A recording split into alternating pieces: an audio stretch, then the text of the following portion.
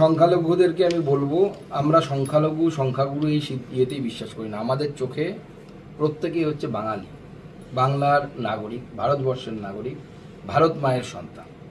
আমরা সবার সাথে সমভাব, সমদৃষ্টি, সর্বধর্মের সাথে একই ধরনের ব্যবহার, এইটাকে আমরা আমাদের আদর্শ মনে করি। আমাদের পঞ্চনীতির একটি নীতি হচ্ছে এটি, সর্বধর্ম সমভাব। এটা আমাদের পঞ্চনিষ্ঠা, নীতিও বলি না আমরা, নিষ্ঠা বলি। নিষ্ঠা আরো অনেক গভীর। তো ভারতীয় জনতা পার্টি উন্নয়নে বিশ্বাস করে।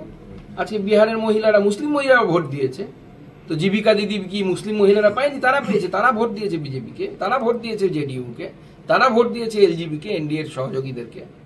এবং আমার বিশ্বাস আগামী দিনে মুসলিম সমাজে বুঝতে পারবে, কারণ মুসলিম সমাজকে বুঝতে হবে কেন বছরের পর বছর তাদের উন্নয়ন হয়নি, কেন ডাক্তার ইঞ্জিনিয়ার খুঁজে পাওয়া যায় না, আতস কাজ দিয়ে খুঁজতে হয় তাদের, বিজ্ঞানী কেন খুঁজে পাওয়া যায় না, আতস কাজ দিয়ে খুঁজতে হয়। পশ্চিমবঙ্গের বাঙালিদের মধ্যে, তারাও তো বাঙালি, আমাদেরও যা বুদ্ধিমত্তা তাদেরও একই বুদ্ধিমত্তা। শিক্ষার কেন অভাব, স্বাস্থ্যের কেন অভাব, কেন মেয়েদের সাথে বাড়িতে মানে ওই অত্যাচার হিংসার ঘটনা দেখা যাচ্ছে?